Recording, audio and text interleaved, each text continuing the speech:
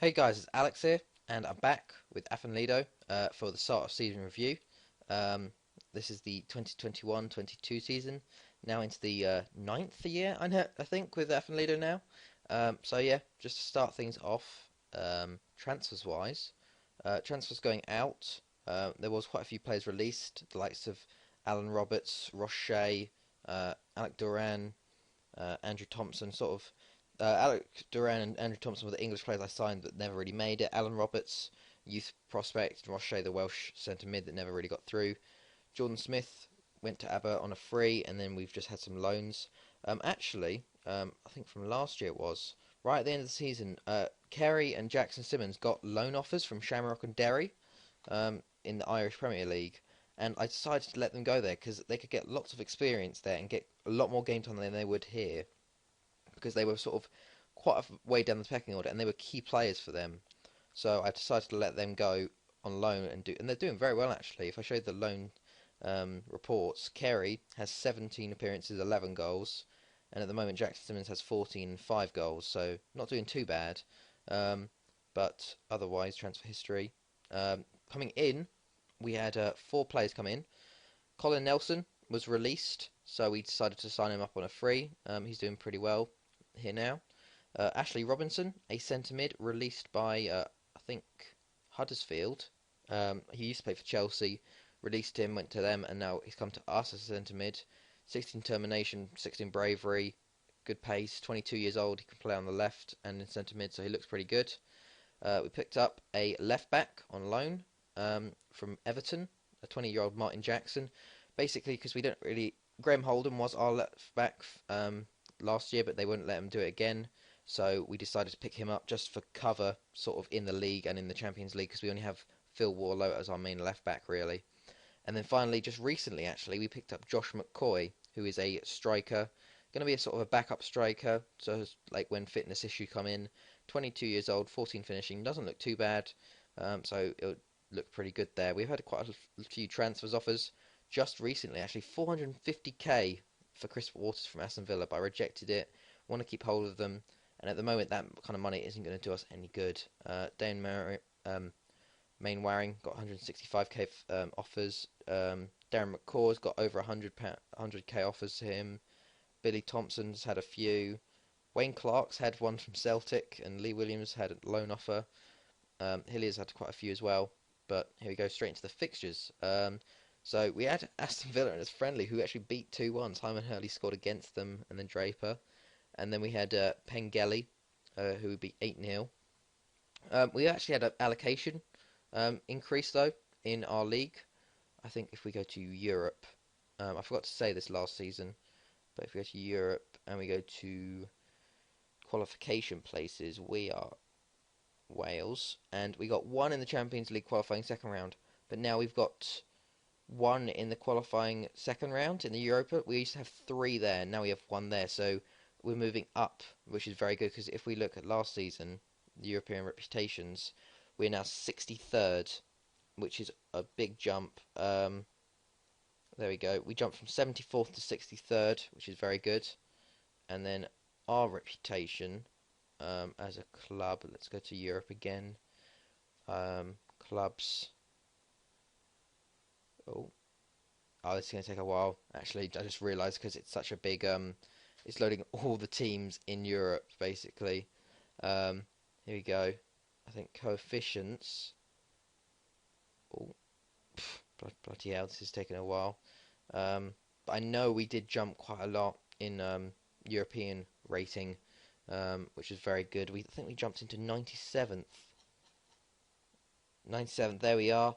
We are now above the likes of Espanyol, Malaga, Barté, Celta, Getafe, a lot of Spanish clubs there, Nuremberg, Offenheim, Freiburg, Frankfurt. Like, we're 97th now, which is pretty crazy. But yeah, so I'll take you through actually the fixtures. So we had Maribor in the qualifying round second. We beat them 4-1 at home. Billy Thompson with two, Simon Draper and Lee Williams with goals. They got one away goal. Then we went away to Maribor and beat them 3-2, which is very good.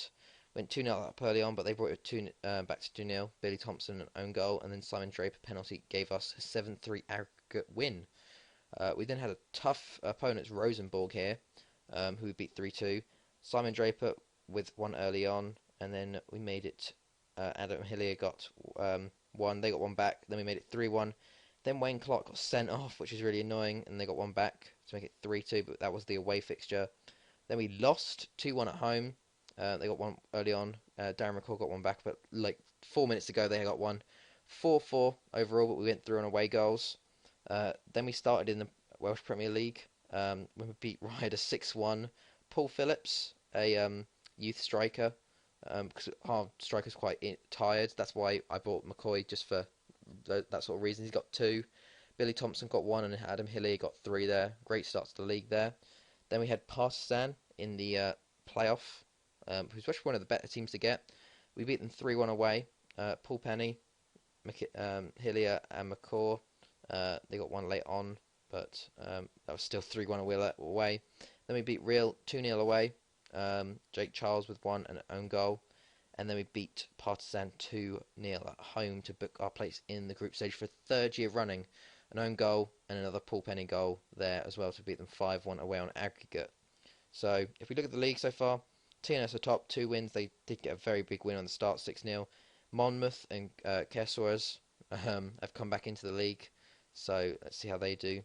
But today is all about the group stage, actually. We did get another, wait, where is it? 7.26 million. So if you look at the finances, very, very healthy there. And if we look at the boardroom, our training facilities are in progress. They're going to be finished in December, which will be very good there. But here is the group stage. We're seeded in the 4th group. Our ratings have gone up. We're not the bottom team anymore. We got 18.75. CFR Cluj, we got a bigger one than them. So if you draw the teams, first teams out are the big boys. And then we got Juventus Barcelona, Bayern Atletico, Tottenham Porto, Chelsea Schalke, PSG Dortmund, Real Madrid Inter, Man U Benfica, and Man City AC Milan. Can I just go into the Europa League this year? Like I don't want this. I think Porto, Tottenham maybe Benfica. I don't want any of these clubs. Third round, Zenit in that group there. Celtic, Lyon. No, I don't want that anymore. Ajax, Shakhtar, PSV, Olympiacos. That seems quite close to the actual real life one group. Marseille. So now the moment of truth. Who do we get? Galatasaray get into Group A. We go into Group B with Celtic, Atletico Madrid, and FC Bayern. So this year we are fucked, basically. Yeah, we do have a thing. We get. Oh god, that's such a tough groups. Bloody hell. Represented in the draw. Had a tough group. Bayern. Bloody hell, this is gonna be crazy. Look at that. Like a Welsh Corbett. When you ever see that, that'll be crazy. Celtic, Bayern, and Atletico Madrid. So we've got 2 British clubs, but I don't think they're going to do very well. Celtic obviously are going to be the goal to go for there. But actually, Chelsea won it last year, so I'm quite happy we sort of lost to them 6-0 because it's like we we lost to the winners in a way 6-0, so it's not too bad. But there we go. So yeah, this is sort of just the start season review, how things are going along and whatnot. But yeah, so I'll be back probably, I don't know, whenever. But I hope you guys enjoyed this. It's been Alex, and I'll see you guys later.